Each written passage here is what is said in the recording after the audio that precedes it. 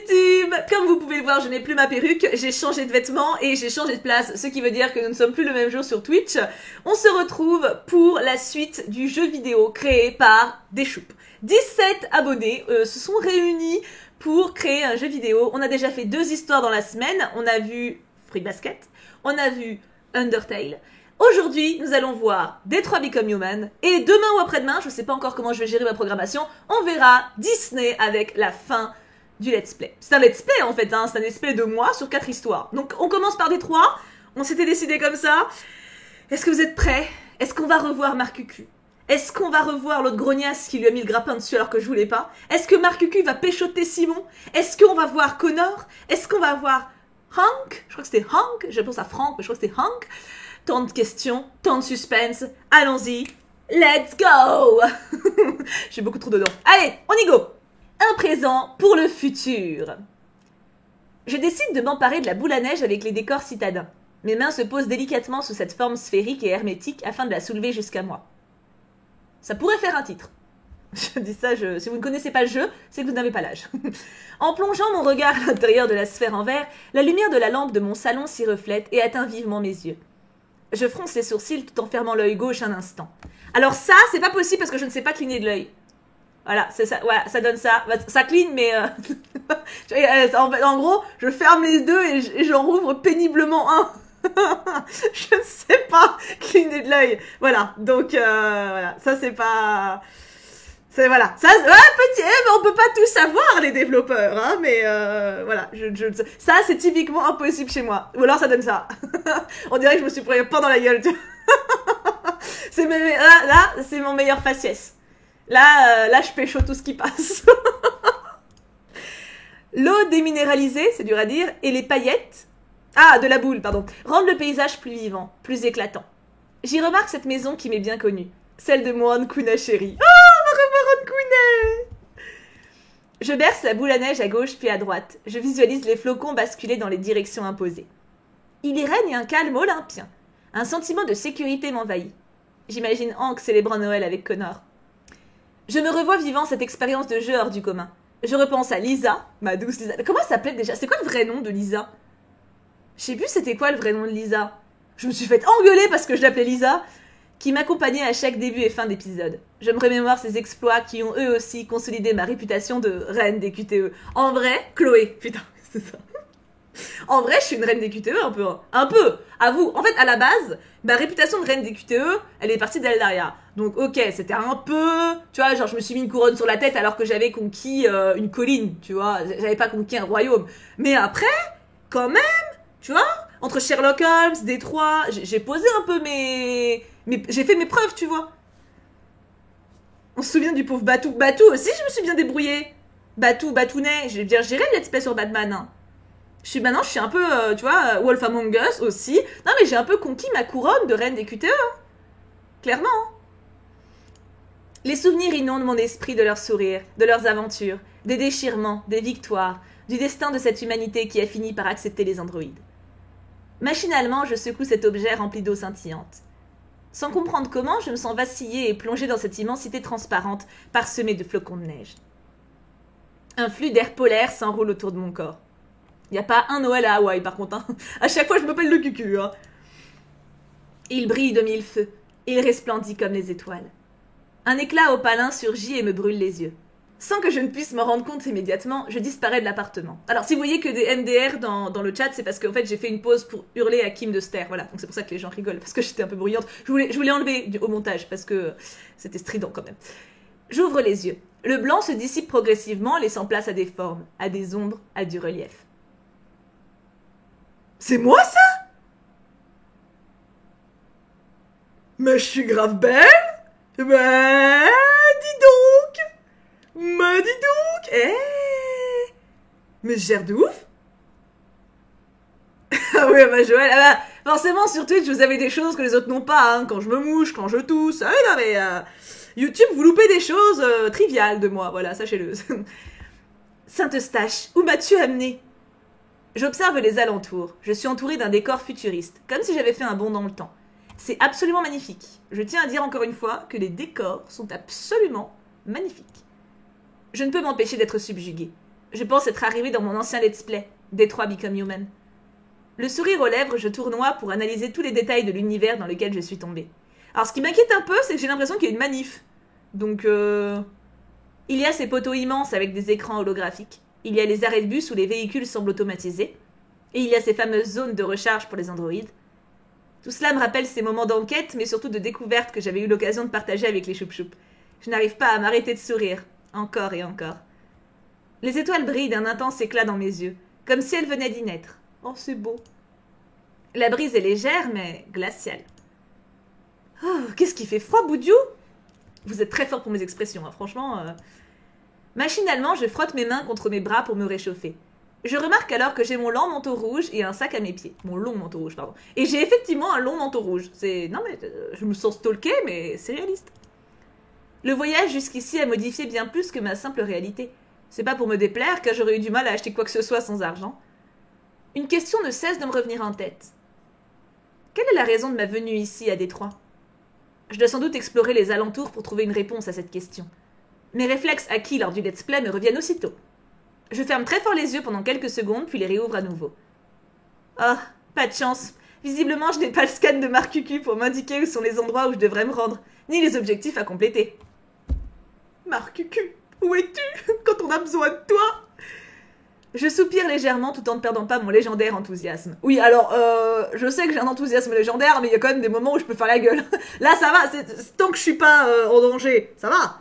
Mais je trouve quand même que je suis très calme. Hein. Techniquement, si je me réveille, j'ai reçu une boule à neige et je me trouve TP dans un monde, même si c'est un monde que je kiffe, j'ai quand même un petit sentiment de... Tu vois, claquage de cucu un peu, genre, je rentre comment? Et une fois que je sais comment je rentre, j'en profite. Mais tant que je sais pas, on va le faire à l'ancienne, ça me plaît bien.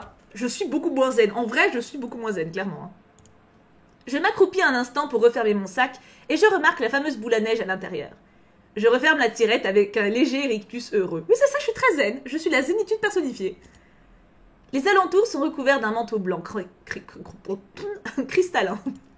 À y voir de plus près, il semblerait que j'ai atterri sur la place du marché. Il y a une douce musique dans l'air, celle qui fait vibrer l'esprit de Noël.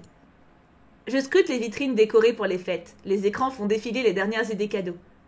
J'imagine tous les présents que je pourrais offrir à Kim et à mes proches si je pouvais les ramener avec moi. Surtout à Kim, clairement. Hein.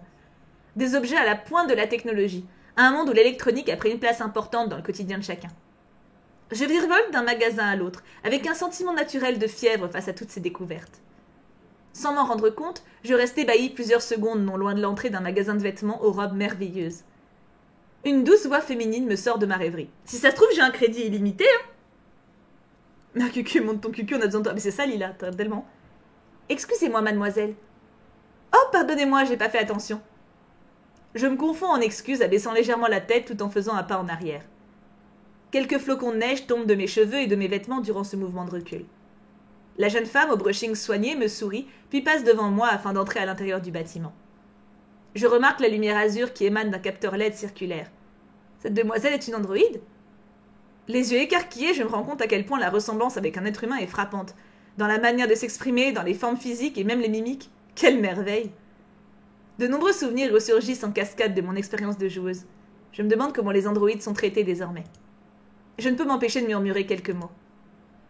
Êtes-vous libre désormais? Après avoir passé quelques dizaines de minutes à observer les personnes qui se baladent dans la rue commerçante de Détroit, je me perds vers un sentier qui mène au parc de la ville.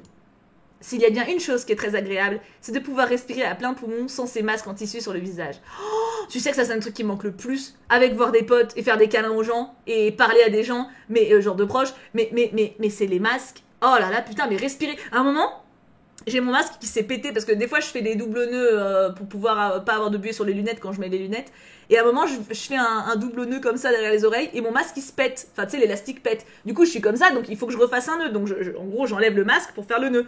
Donc, pendant genre 2 minutes, j'étais dans une rue déserte, hein, au cas où, mais bon, là, pendant genre 2 minutes, j'avais pas de masque sur le visage. Oh, mais j'ai tellement kiffé. Oh là là, tu sais, j'étais en train de faire mon nœud, genre. Oh, de l'air. Mais en vrai, ça change la vie, hein.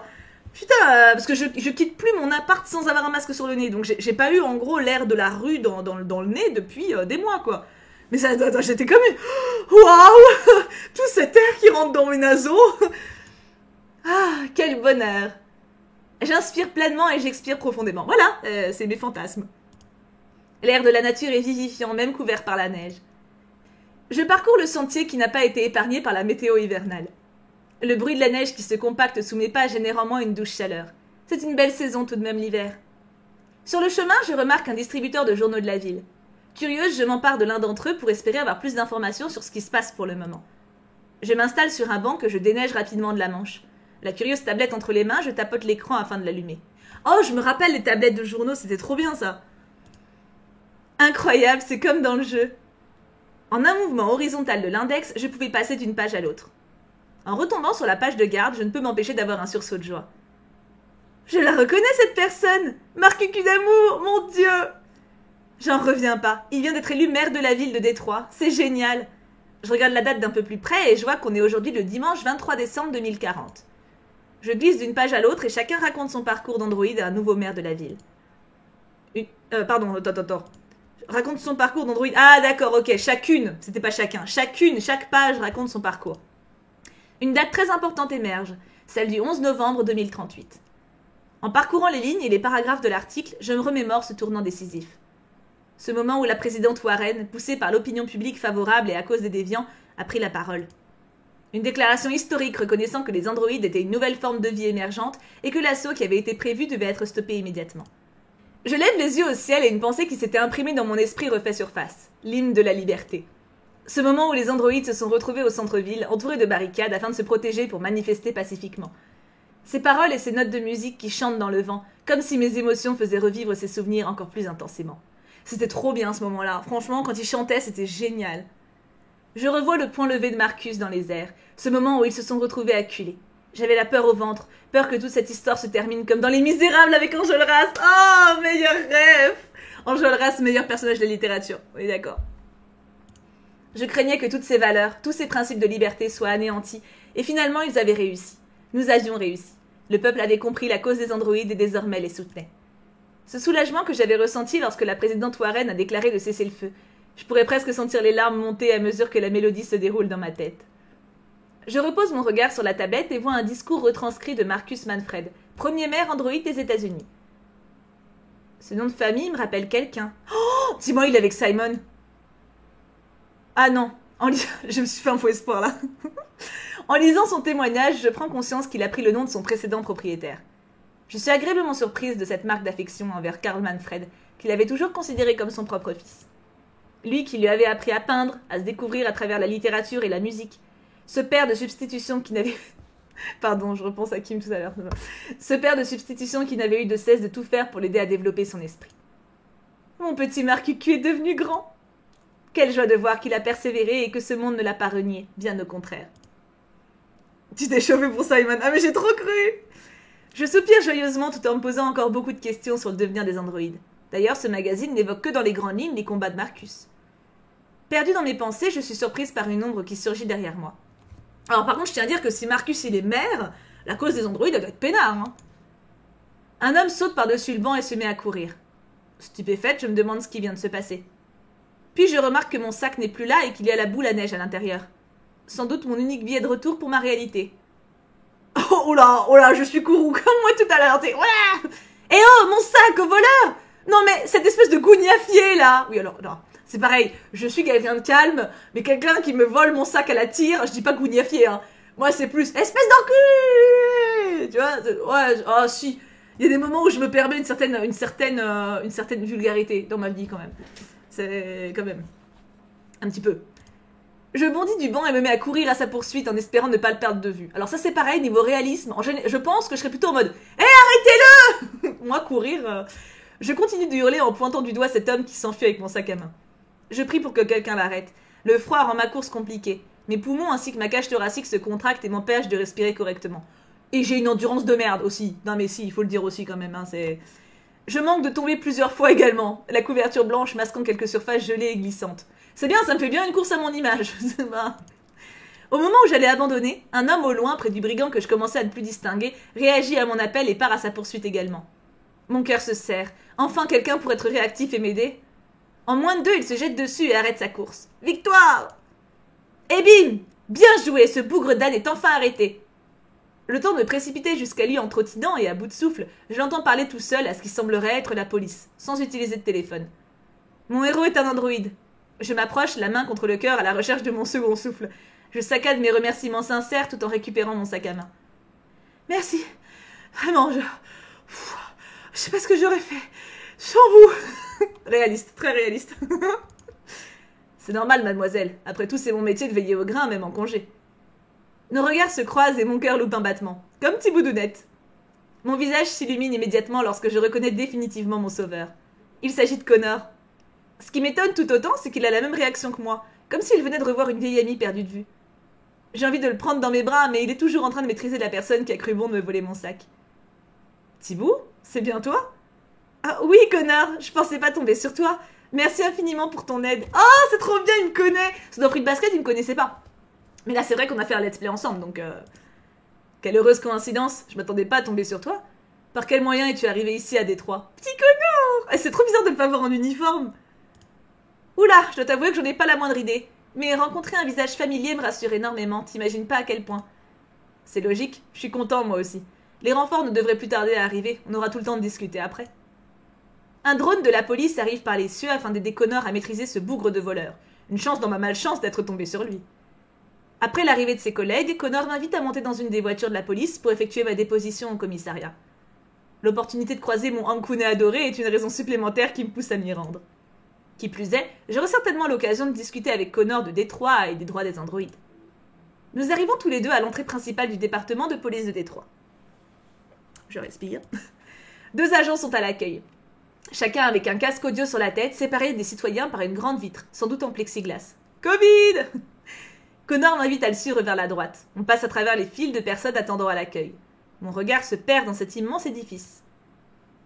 Il y a des écrans partout, des portiques à l'entrée, même l'éclairage semble différent, plus doux et plus uniforme. Il passe sa main contre un écran vierge qui s'illumine de vert. Connor pianote ensuite dessus en quelques secondes, puis passe le portail. Les vitres se referment immédiatement derrière lui et il me fait un signe d'avancer. C'est trop beau, en vrai on s'y croirait, hein. Je reste perplexe un instant avant de me décider d'y aller. En passant la fameuse ligne rouge, les portes vitrées s'ouvrent à nouveau. Je traverse la courte allée pour rejoindre mon sauveur avec un large sourire satisfait. Nous montons par l'ascenseur. Ça me donne l'occasion d'échanger encore quelques mots avec Connor. Comment ça se passe pour toi depuis la libération des androïdes? Oh, les choses ont bien changé ici à Détroit. Je suis passé lieutenant, juste de mes capacités de négociateur pour former les nouvelles recrues. Bien que l'on ait acquis certains droits, la criminalité n'a pas disparu pour autant, que ce soit entre humains, entre androïdes ou entre humains et androïdes. Mais on continue à faire de notre mieux pour protéger les citoyens de Détroit.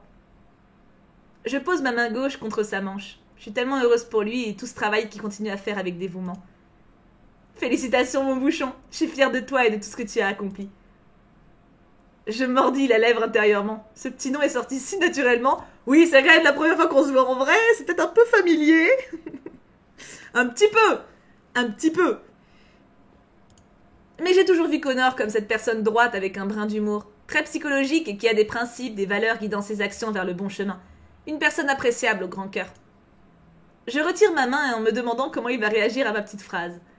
Il ne sourcille pas à ma réponse ni à mon qualificatif. Je crois même déceler un léger sourire. Je vais te présenter à notre nouveau capitaine. J'espère qu'il aura le temps de te recevoir aujourd'hui. Hank sera là également? Bien sûr, je pense qu'il sera ravi de nous voir tous les deux. Je me remémore ces instants où j'avais eu du mal à faire apprécier Connor à Hank, ce qui nous avait valu malgré tout quelques bons fous rires sur les réflexions qu'il pouvait avoir à son sujet. La porte de l'ascenseur s'ouvre. Connor me fait un signe de la main par galanterie. Mademoiselle... Oh, Connor Rounet! Oh là là! Mon Connor! Quel honneur! Merci, mon brave! Je le remercie d'une petite révérence avec mon long manteau rouge et en sortant, je percute une personne qui ne regardait pas devant elle. Une boîte de donuts de chez Home & Slay tombe au sol. J'entends des grognements alors que mon premier réflexe est de récupérer ce qui traîne par terre. Bon sang, vous pourriez pas regarder où vous... Mais, Thibou? Ah, je me retrouve avec le carton entre les mains et mon Hankune chéri devant moi. Il a très rapidement quitté son regard réprobateur pour un visage surpris et joyeux. Il n'hésite pas un instant et me prend dans ses bras, moi et sa boîte de donuts aussi. Je ne peux m'empêcher d'avoir une petite mimique de surprise avant de me laisser aller. Il est immense, il doit facilement faire 1m90, je me sens toute petite à côté de lui. Ah ouais, je croyais qu'il était petit, moi.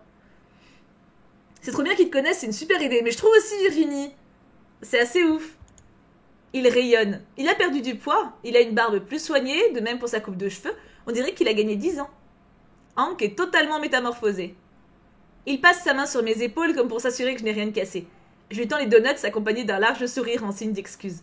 Il se met à rire de bon cœur. Bonjour Hank, désolé d'être passé à l'improviste avec Thibaut. T'étais pas censé être en congé, toi? Enfin bon, tu pouvais pas me faire plus plaisir. Désolé pour la bousculade. Je suis malheureusement pressé, on a eu du nouveau sur le trafic de Red Ice et la justice n'attend pas. On se retrouve au Jimmy's Bar pour ma pause, le temps que je termine rapidement mon débrief avec les équipes chargées de l'affaire. Ça vous va? Je tique immédiatement à ce terme Red Ice. Quelques flashs me reviennent en mémoire. Je revois Kara et Alice face à leur propriétaire Todd qui se droguait avec. Une pensée les accompagne en espérant qu'elles vivent une belle vie avec Luther au Canada. C'est vrai que j'avais réussi à sauver tout le monde quand même. Je reprends rapidement mes esprits et j'acquiesce en signe d'approbation vers Hank. Il me sourit à son tour et me fait un signe de la main tout en se dirigeant vers une salle vitrée où plusieurs agents semblent discuter. Après avoir complété ma déposition auprès de Connor, qui n'aurait pas dû être de service ce dimanche, on descend directement au bar. Connor reçoit un message alors que nous nous installons à table. Hank est malheureusement retenu sur une affaire urgente et propose que l'on passe le soir même chez lui. Il m'a l'air fort occupé en ce moment. Depuis qu'il a succédé au capitaine Jeffrey Fowler, Hank a pas mal de nouvelles responsabilités à tenir, mais il évite au maximum les heures supplémentaires. T'acceptes ton invitation? Bien sûr, tu peux lui dire que je serai là. Tiens d'ailleurs, capitaine, tu dis? Il a eu une sacrée promotion lui aussi.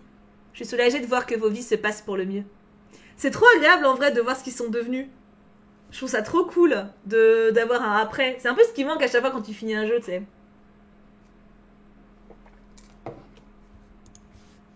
Connor sourit tout en enlevant son bonnet et son manteau. Je l'imite également. Le bar ne payait pas de mine dans mes souvenirs avec les effluves de cigarettes et d'alcool. Connor m'explique qu'il a été récemment repris par la fille du patron qui a voulu faire peau neuve. Les sièges à l'américaine sont très confortables avec cette alternance entre le blanc et le rouge. Les rires et la musique sont entraînants. Il y a vraiment une chouette ambiance dans ce bar refait à neuf. Dis-moi, Connor, excuse-moi de te poser cette question, mais j'ai remarqué que certains androïdes ont toujours leur capteur à LED. Est-ce que vous êtes réellement libre? Eh bien, c'est compliqué. Disons qu'on a remporté une première victoire qui a amené à ce que l'on modifie la constitution des États-Unis. Quelques mois plus tard, de nombreux autres pays dans le monde ont suivi le pas également. La majorité des androïdes ont gagné leur indépendance, tandis que d'autres avaient envie de garder ce statut d'accompagnant dans leur famille, leur capteur également. Tu veux dire que certains, malgré une liberté reconnue, ont tenu à rester au service de leur propriétaire? C'est cela, en quelque sorte. Légalement, il n'y a plus de propriétaire désormais, c'est quelque chose de révolu. Pour autant, la majorité des androïdes sont attachés à leur métier, à leurs habitudes ou à leur famille. Un peu comme les humains, après tout. C'est exact. Cela a conduit à pas mal de discussions au Congrès. Faut-il rémunérer le travail des androïdes? Doit-on supprimer les anciens modèles? Doit-on construire de nouveaux modèles? De nombreuses questions ont parfois déchiré les deux parties et il y a eu des désaccords au sein de chaque groupe politique. Je vois. Reconnaître votre existence en tant qu'être vivant et être libre n'a pas été une mince affaire. Non. Après les déclarations de la présidente Warren le 11 novembre 2038, nous pensions avoir fait le plus gros. Dans les faits, il y a tout un modèle de société qu'il a fallu repenser, réglementer. En vrai, c'est très intéressant comme réflexion parce que c'est un peu la même chose avec les révolutions de manière générale. Regarde Hamilton, la comédie musicale, on parle pas mal, mais se révolter c'est une chose, mais il faut derrière avoir une constitution, quelque chose de stable, parce que sinon ça repart en couille direct en fait. Donc c'est super réaliste. Les réformes ont permis des avancées majeures, mais il reste encore pas mal de travail, même 2 ans plus tard. J'ai vu que Marcus est devenu le premier androïde maire d'une métropole. C'est une grande nouvelle et avancée, non? Oui, j'ai plus eu l'occasion de vraiment discuter avec Marcus, mais c'est agréable de voir que même les citoyens se sont unis à son combat, afin d'assurer un avenir en commun, dans le respect de chacun. Il n'a pas seulement incarné l'espoir d'un peuple, mais de tous les peuples. Je ressens cette admiration dans le regard de Connor. Au fil de la conversation, je sentais ce lien qui nous unissait, lui et moi, s'intensifier. Je me suis permise à plusieurs reprises quelques petites blagues, jusqu'à lui demander s'il avait trouvé une petite copine. Il ne se fit pas prier pour détourner mon attention. Sachant que j'étais visiblement sur un terrain sensible, j'ai pas cherché à creuser davantage immédiatement.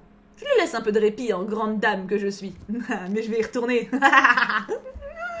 Parce que je suis une grande dame, mais je suis une grande dame curieuse. La serveuse interrompt notre conversation pour nous proposer de débarrasser les boissons consommées. Je glisse ma tasse jusqu'à elle en la remerciant chaleureusement. Du regard, j'essaie de voir s'il s'agit d'une humaine ou d'une androïde. C'est presque devenu impossible à deviner si ces derniers enlèvent leur capteur. Et est-ce que les androïdes ont été améliorés depuis? Disons que certaines composantes ont été développées concernant l'éthique humaine, mais aussi les émotions, même si c'est encore très théorique pour la plupart d'entre nous. Pour te donner un exemple, Noël est très familier pour les humains, mais pour nous, c'est un concept parfois complexe. Choisir un cadeau, la notion de faire plaisir, de choisir l'idéal, de mettre ses émotions et celles des humains en corrélation avec ce choix, analyser, traiter, etc. En effet, d'ailleurs, en parlant de cadeau de Noël, as-tu déjà trouvé le tien pour Hank ? En tant qu'androïde, on se rend bien compte que ce type de festivité est un concept compliqué. Il s'agit d'un apprentissage plus que d'un contenu théorique à connaître et à stocker dans notre base de données. Et pour répondre à ta question, non, je l'ai pas encore trouvé. Ah bon ? Eh ben, je peux te filer un coup de main, je suis une pro des cadeaux. Oui, alors Enfin, je vais faire un effort. Ce sera pas un cadeau troll comme j'avais l'habitude d'envoyer à mes modos. Je réprime un petit rire avant de reprendre mon sérieux. La mine de Connor s'est légèrement assombrie. Il baisse la tête vers ses mains posées l'une contre l'autre sur la table. Cela semble réellement l'inquiéter de ne pas avoir un choix précis parmi toutes les possibilités qui s'offrent à lui. Je recouvre ses mains des miennes et plonge un regard confiant dans le sien lorsqu'il relève la tête. Je ne peux pas m'empêcher d'être touchée à nouveau en voyant l'expression de son visage. Oh, c'est tellement mes expressions, c'est un truc de ouf. Vous êtes bon, hein. Vous êtes très bon, hein. Bon, je vois bien que ça te pèse, mais tu dois pas te prendre autant la tête, je vais t'aider. T'es vraiment un sucre. Ok, c'est bon, vas-y, Ah, vous me connaissez trop. C'est tellement moi quand je cause. C'est vraiment un truc que j'aurais pu dire à un pote, hein. C'est un truc de ouf. D'un commun accord, il m'offre le verre partagé ensemble. Face à l'heure qui tourne, il ne nous reste plus beaucoup de temps avant de trouver le cadeau idéal pour mon Kuna d'amour. Sur le chemin jusqu'au centre-ville, il me raconte les différents choix qu'il n'arrive pas à départager. En les évoquant, aucun ne me satisfait totalement. Il manque cette petite touche de magie et d'émerveillement propre à la fête de Noël. C'est sans doute cela qu'il a du mal à appréhender. Après avoir parcouru plusieurs magasins sans grand succès, j'en profite pour lui poser quelques questions sur Hank. À la suite de ce petit interrogatoire, j'apprends qu'il a notamment perdu son chien, Sumo, l'été dernier. Mais c'est horrible. Je sais à quel point perdre un animal de compagnie, et je dirais même un membre de la famille, c'est difficile. C'est justement pour éviter de lui rappeler cela que j'ai préféré ne pas opter pour un cadeau en lien avec ce souvenir complexe et douloureux. J'ai bien vu qu'il était triste de ne plus avoir sa présence à la maison. Plusieurs fois, il m'a fait part de son envie d'en avoir un autre. Il a même été au refuge de Détroit se renseigner et il était très content des premiers contacts qu'il avait eus là-bas. Mais il n'a jamais sauté le pas. Du coup, on a d'autres options. Des cadeaux qui pourraient être liés à ses goûts musicaux, des vêtements ou des objets connectés. Je me frotte un instant le crâne à la recherche d'une idée brillante. Notre conversation me donne justement des indices sur un cadeau de Noël. Je me rappelle des paroles d'Hank, de la manière dont il s'occupait de Sumo. Il a parfois besoin d'un petit coup de pouce pour dire ce qu'il a sur le cœur et dépasser ses peurs. Écoute, j'ai peut-être trouvé, mais je vais avoir besoin de toi et quelques renseignements sur les discussions que tu as eues avec Hank, histoire de ne pas faire un choix trop hâtif. Quelle est ton idée ? Je me précipite vers l'interface pour commander un taxi. Par je ne sais quelle magie, sans doute mes compétences incroyables de reine des QTE, j'arrive à cliquer sur les bons boutons et les bonnes flèches.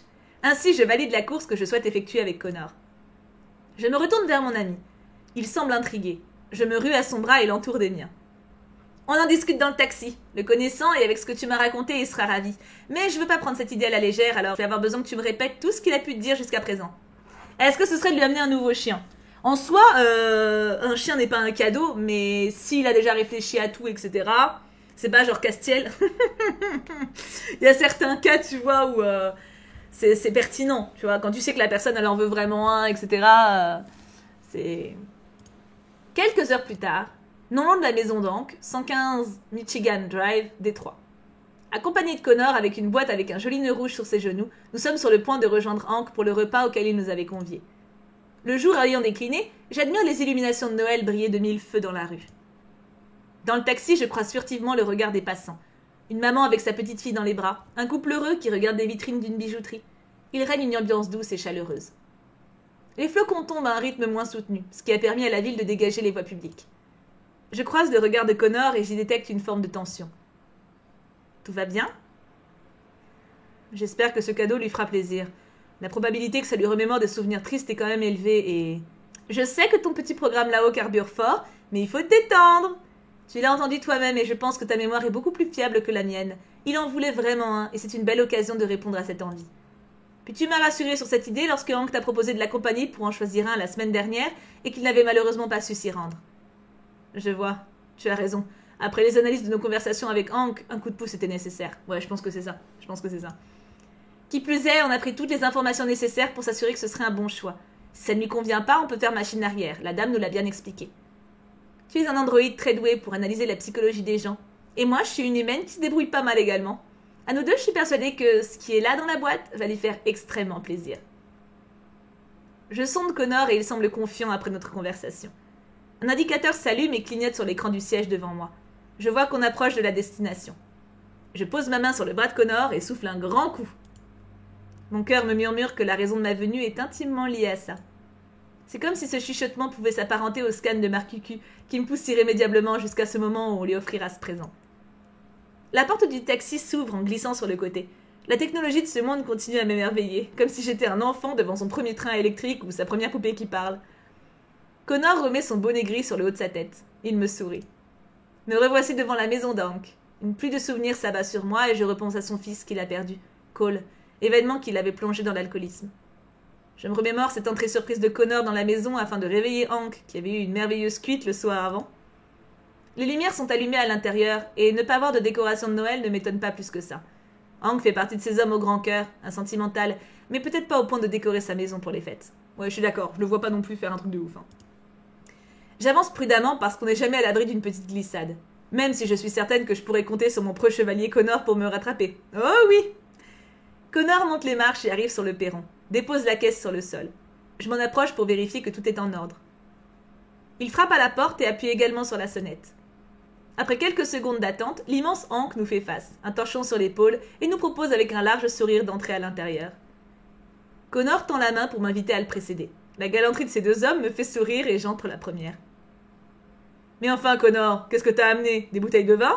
On est dans la maison de Hank !»« Bien sûr que non. Il est préférable que vous réduisiez votre consommation d'alcool, nous en avons déjà parlé ensemble. » Hank ne peut s'empêcher d'éclater de rire et je le rejoins volontiers.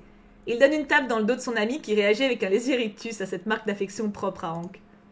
L'entrée principale mène directement sur le salon à droite, puis sur la salle à manger, et cuisine au fond. J'inspecte les alentours rapidement. Il y a du changement depuis la dernière fois. C'est plus propre, plus rangé. Certains meubles ont été changés. Puis en regardant la cheminée, je croise la photo de Cole, son fils, et mon cœur se serre. Je secoue ma tête pour ne pas montrer que j'ai remarqué la photo. On est là pour être ensemble et être heureux. À proximité, Hank a tout de même installé un petit conifère. Le mini format de poche du sapin de Noël m'arrache un rire étouffé. Une fois installé dans les fauteuils du salon, Hank n'en démord pas et souhaite justement savoir ce qui se cache dans cette grande boîte. Je croise le regard de Connor et il s'illumine comme le mien. Eh bien, Hank, Thibaut et moi-même avons tenu à t'offrir un cadeau de Noël un peu en avance et un peu particulier, certes. Ne sachant pas jusqu'à quand elle allait rester à Détroit, nous avons réfléchi à ce qui pourrait te rendre heureux et épanoui. Vous me faites languir, là. Je peux ouvrir le carton, alors? Bien entendu. Il est préférable pour éviter que le petit aille. Je marche volontairement sur le pied de Connor qui se stoppe net. Il a failli gâcher la surprise avant même qu'il ouvre la boîte, Boudiou. Je ne peux m'empêcher de sourire à pleines dents et de discrètement fusiller du regard mon héros du jour afin d'éviter d'attirer trop l'attention. C'est malhonnête Hankoun et Chéri qui a repéré notre échange. Connor se ravise immédiatement, laissant Hank un peu perplexe, accroupi près du carton. Il défait le nœud et je m'étonne que notre petit être n'ait pas fait de bruit plus tôt. Tous deux, nous décidons de nous redresser pour être à ses côtés. Hankounet ouvre son présent et nous tombons tous les trois sur ce magnifique petit ange, un chiot Saint-Bernard en train de dormir. Hank se retourne vers nous, puis vers le chiot, et c'est la stupeur qui se lit sur son visage. « Comment avez-vous su? Merci à tous les deux. C'est waouh, je m'attendais pas à ça. Toutes nos conversations sont précieusement enregistrées dans ma mémoire, ça nous a bien aidés, Thibaut et moi. Joyeux Noël, mon Hankounet d'amour !» Hank caresse le petit animal qui se réveille puis se redresse. La paume de sa main frôle la frimousse du chiot qui commence à lécher ses doigts. « Joyeux Noël, Hank. Vous êtes désormais sa nouvelle maman. » Hank s'esclaffe immédiatement alors qu'il prend le nouvel arrivant entre les mains. Je me contente de donner un petit coup de coude joyeux à Connor qui semble ravi lui aussi. Puis nous nous installons aux côtés de notre hôte. Le bonheur irradie du capitaine de police, une aura chaude qui illumine la pièce un peu sombre. C'est trop mignon. C'est trop chou. Je ne peux m'empêcher de sentir mes yeux piquer. C'est beaucoup d'émotions d'un coup. Pour moi, c'est aussi ma façon de le remercier pour tout ce qu'il a pu enseigner et transmettre. Toutefois, je sens que je dois quand même préciser certaines choses, juste par précaution. Je tenais quand même à t'informer qu'il a été sélectionné par Connor au refuge de Détroit. Il a analysé les races de chiots, tes discours, tes préférences, et a opté pour reprendre un Saint-Bernard. T'es pas possible, Connor, tout de même. Tu veux bien cesser de lire dans mes pensées? Désolé, j'ai été conçue pour détecter au mieux ce genre de détails. D'ailleurs, la gérante nous a précisé encore et encore que si tu as le moindre problème, tu pouvais les contacter directement et qu'elle va garder contact les prochaines semaines pour vérifier que tout se passera bien. Si l'acclimatation se déroulait pas bien, il est primordial que tu les appelles pour leur en faire part. Elle a souligné qu'il n'y a aucun mal à le ramener si le bien-être du chiot est en jeu. Certes, ici c'est un peu notre cadeau, mais il s'agit d'un être vivant, unique, sensible, et il faut en prendre soin. T'en fais pas, Thibou, tout se passera merveilleusement bien. J'ai pas mal de congés à récupérer, ce sera l'occasion de pouvoir m'occuper pleinement de ce petit bonhomme. Je te connais suffisamment bien pour savoir à quel point tu ne prends pas cette histoire d'animal de compagnie à la légère, et que tu en feras un membre de ta famille à part entière. Après avoir appris que tu avais perdu Sumo en discutant avec Connor, et confronté à cette adorable petite boubouille, on a immédiatement su que vous vous rendriez heureux mutuellement. Les probabilités étaient très fortes. C'est le plus beau cadeau que vous pouviez me faire. J'avais très envie d'en prendre un à nouveau, mais j'ai jamais cessé de repousser l'opportunité alors que tout était prêt pour l'accueillir et que j'avais fait mon deuil de Sumo. Maintenant qu'il est là, sa place est à mes côtés, c'est une évidence. Ce sera un bon chien-chien, hein? Bon chien. Ça y est, il est gaga. Il est total gaga. Et en fait, vous avez fait le taf d'un vrai visual novel, hein. Je veux pas dire, mais le côté information, comment ça se passe, etc., c'est juste parfait. Ankune le prend dans ses bras et je reçois une salve de l'échouille adorable. Je ris de bon cœur face à cette scène. Oh, c'est trop beau. On a une Ilu. On a une Ilu. Me voilà rassurée et ravie de constater à quel point il semble confiant et enjoué. D'ailleurs, je remarque que Connor est encore plus expressif qu'avant. Je sais pas pourquoi ça me frappe là, maintenant. Il dégage une assurance, des émotions humaines de joie et d'empathie que je ne lui connaissais pas d'une telle intensité. Je me sens si fière de mes 2 bouchons en sucre. La soirée file à une vitesse folle. Nous dégustons un plat succulent, des pâtes aux épinards. Un délice. En attendant, Connor s'occupe du chien en le gardant sur ses genoux et en participant à nos conversations. Vient ensuite le moment de demander à Hank le nom de son futur chien. Une petite plaisanterie me vient à l'esprit. Là j'ai peur, hein. Après notre brave Sumo, ce serait drôle que tu l'appelles Judo. C'est mon idée ça, vraiment. Non. J'assume pas. Le regard d'Hank s'illumine et subitement il pouffe de rire. Je ne sais pas si c'est un rire pour la blague ou parce qu'il trouve l'idée géniale, voire les deux. Je tente de déchiffrer cette énigme en regardant Connor qui est plus occupé à jouer avec le chiot qu'à m'aider à obtenir quelques infos. Excellent. Eh ben, à juger. Bienvenue dans la famille, mon petit Judo. Ce sera un merveilleux souvenir de ta visite à Détroit. Tu sais que je suis vraiment douée pour les noms, et surnommer les gens, c'est une passion chez moi. Ravie d'avoir pu mettre ce talent au service de cet adorable et beaucoup trop mignon petit chiot.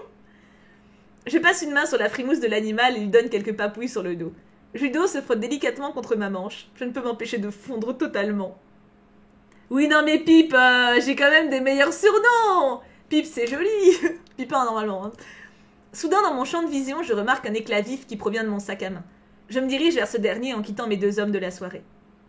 Je l'ouvre un peu plus et remarque que c'est la boule à neige qui scintille très fort. En la sortant, je me rends compte qu'elle ferait presque office de boule disco.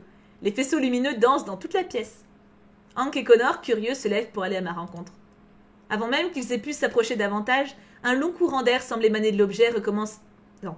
Un long courant d'air semblant émaner de l'objet commence à tourbillonner autour de moi. Je comprends avec tristesse que c'est sans doute la fin de mon aventure ici, avec Hank et Connor. Ils me fixent du regard intrigué et émerveillé par ces cristaux de neige qui sortent de la sphère en verre et qui virevoltent autour de moi. C'est le retour de la danse des flocons de neige afin de me ramener dans mon monde. L'objet sphérique entre les mains, je commence à trembler. Des perles salées naissent au coin de mes yeux. Ces larmes ne sont pas de tristesse, non, ce sont des larmes de joie. Je pense qu'il est temps de rentrer chez moi. Merci pour cette merveilleuse soirée. Je n'aurais jamais pensé vous revoir dans ce contexte et ça a été une chance inouïe que de vous recroiser. Prenez soin de vous, et de Judo aussi. Merci pour ton aide et pour ta gentillesse, Thibou. N'hésite pas à revenir nous voir. On sera ravis de te faire visiter la ville et de partager un bon plat de pâtes tous les 3. Enfin, je veux dire, tous les 4 désormais. Hank quitte son large sourire et devient tout à coup très sérieux. Il me fixe et l'émotion nous gagne tous les 2. Merci pour tout. Tu es une personne incroyable et un guide qui a su nous mener à ce destin, ma foi, bien heureux. Oh, je suis bien heureuse d'avoir réussi, hein.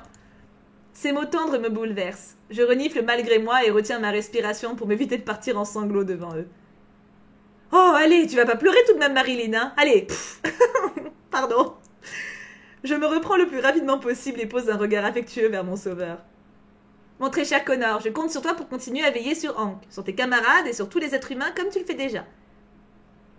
Tu sais, Hank, T'avais dit une phrase qui m'a énormément marquée à l'époque, et je pense que dans ce monde, elle a toute sa place.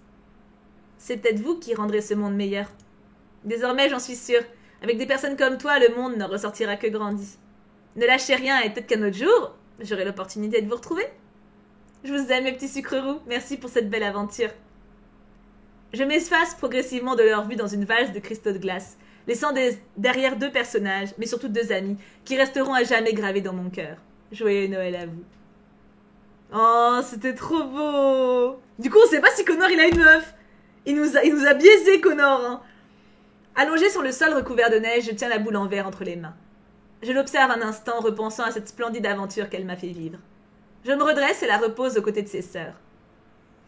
Après une longue contemplation, je me saisis de la boule à neige au socle princier et laisse mes doigts caresser ses courbes abstraites. Je me prends à rêver d'être à l'intérieur de l'objet le temps d'une danse, de porter de beaux habits et de tournoyer dans les bras d'un beau chevalier. Mais ça sera pour demain ou après-demain, je ne sais pas encore quel jour ça va sortir. Ah, il nous reste plus que Disney. Il nous reste plus que Disney. Oui, j'ai vu, stop. Il y a ceux qui ont développé le jeu. Attends. Eh, je suis une pro, je suis pas une pro. Bien sûr, je sais. On s'arrête là, mes bouchons. Enfin, pas sur Twitch, mais sur YouTube, en tout cas, on se retrouve du coup pour la dernière histoire demain. Ou après-demain, encore une fois. C'était complètement dingue. Cette partie sur Détroit était vraiment touchante. C'était très très long et très très riche. J'avais vraiment l'impression de lire un roman de fan, vraiment une fanfiction.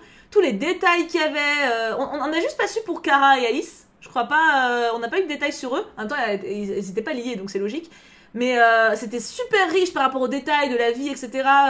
T'avais vraiment l'impression que ce soit une extension du jeu, en fait. Un gros bravo, parce que c'était complètement ouf. Donc du coup, il nous reste plus que Disney, et on aura terminé mes Disney, donc ce sera pour la prochaine fois. En attendant, prenez bien soin de vous, je vous aime très fort. Et vivement, la prochaine, vivement la fin. En même temps, j'ai envie, en même temps, j'ai pas envie. Ah, c'est difficile. Bisous, à très vite.